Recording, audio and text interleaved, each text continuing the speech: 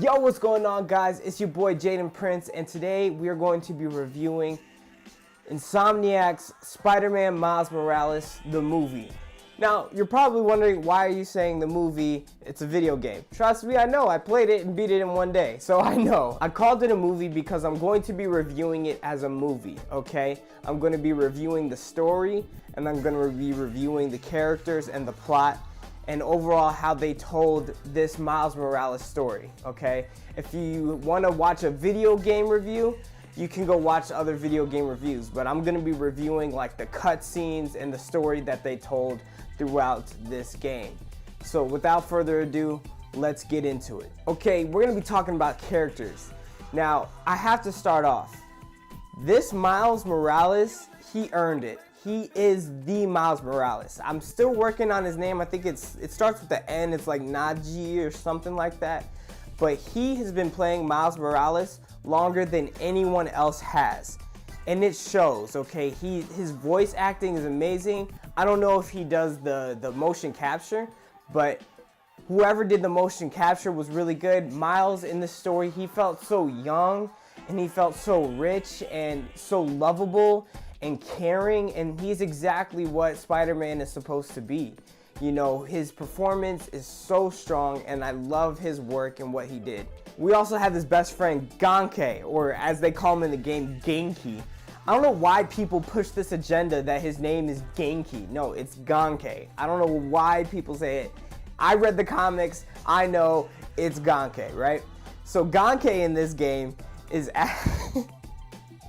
and I know people are probably watching me right now and they're like, what, you're on crack. Why are you calling him Ganke when the game and everyone else is saying Genki? It's one of those things. It's like when Michael B. Jordan said Naruto Shippuden. Like, what do you think Michael B. Jordan's favorite anime is? It's a good question. Favorite anime is Naruto Shippuden. Been a fan of it for years, since I was like maybe 12, 13 years old. I've literally seen Sasuke and Naruto grow up. At the end of it, it was pretty sad. I dropped a couple tears. Enter. I bet he what is it? But what is he doing? I don't know. I really don't know. What the heck is that? He is actually so good in this game, and I'll tell you why. He does not complicate things at all. He is the best friend. He is supportive. He's strong. He's there for Miles. He's funny. He doesn't ask too much of Miles. He's not a burden.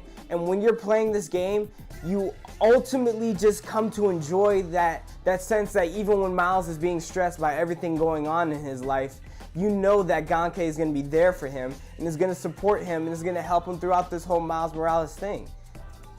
Throughout this whole Spider-Man thing. Alrighty, another great character we have in this game is the mother. Now, she is overall just so good. She's so good. I have no complaints about her or Ganke or pretty much any of this supporting cast. They're so good and they're great human beings. They're played by great characters. The voice acting is great. I love to hear her speak Spanish and English and switch back and forth. That's who Miles Morales is. He's half black and he's half Mexican, and she is his Mexican side, and she taught him how to speak multiple different languages, and he knows that, and they speak Spanish together, and when they go back and forth, it's so good. It's so good. I love the mom. She's so strong. She's so there for Miles. She's also a very strong, independent woman as well. And we always love that in storytelling, don't we? I know we do. I know we do. Alrighty, we're going to be talking about villains now. And this is a non-spoiler review, as you know. So I'm not going to be spoiling anything. This is a safe zone. The villains in this game, they weren't exactly the strongest for me. Now, we've all seen Rhino. He's in the game. And he's just always he's a brute.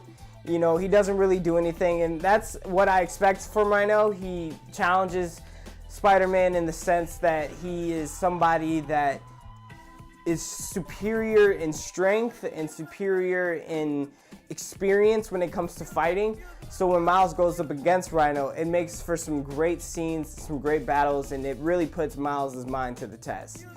Now, as for Tinkerer, I knew that Tinkerer was going to be in the game, obviously, from the trailers, but I didn't know that they were going to put this much of a spin on the character. In the comics, the Tinkerer is a dude, not a female, and he makes weapons for bad guys, right? But in this game, Tinkerer is so much more than that, and I don't mind. Like, I don't care. Obviously, the Tinkerer is a great addition to the Miles Morales lore. Having changed up that character, making it a female, and making that a stronger presence, you know, actually being out on the battlefield fighting. Without spoiling anything, the Tinkerer is overall an okay villain. I kind of recognized some things going on. I kind of saw some things coming, so I wasn't exactly blown away like I was in the first game with Peter and Doc Ock. Oh, that was genius what they did with Dr. Octopus. What they did with Doc Ock was so good, and they kind of tried to do a little bit like that in this game, but it didn't exactly work for me, so the villain it could have been stronger for me, just being honest. And the plot. So the plot of this game is Miles Morales, basically his first days on his own, okay? I have been at multiple jobs, so you get trained for a while, and afterwards you just are told to go do your job, right? And this is Miles doing that. And in this game, I love how they didn't exactly do what Miles Morales has been doing so far in recent media, where he's like, I don't know if I can be Spider-Man. I don't know if I can do what Peter did. And yeah, there's hints of that in the game, but really that's not his character arc, and I love that. His character arc in this game is really about standing up and not giving up. Not giving up, and that is Miles Morales, that character to the core. I mean, you can see how big of a fan I am of the character. I know Miles Morales. His character is about not giving up. His family doesn't give up, and that is the theme of this game. And it comes across, especially at the ending. It's so well done, and I really do enjoy it, like a lot. It is so good. I was playing the game, and I was so satisfied to see that his character grows so much from being Spider-Man's sidekick to becoming his own Spider-Man. Also, they were intentionally making this game smaller, and I knew that if they put as much effort as they did with Spider-Man PS4 into Miles Morales PS5, I knew the game would be just as good, because Insomniac has proven that they know what they're doing with Spider-Man and that they have good writers at the table.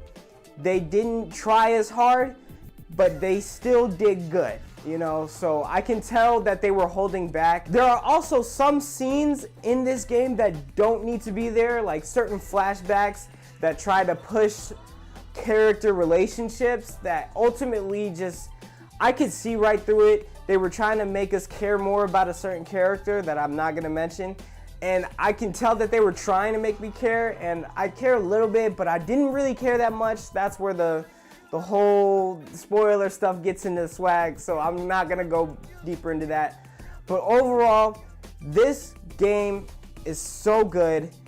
Thank you all for watching. Please like and subscribe, and if you have any other game movies that you would want me to review, let me know. I can review the Spider-Man PS4. I can watch that any day and just take notes and run it back to you guys, and I don't have to dodge spoilers for that because it's been out for 2 years. So if you want me to do that, let me know in the comments. Thank you all so much for watching. Enjoy the game, enjoy the movie, subscribe. I love you guys. Peace out.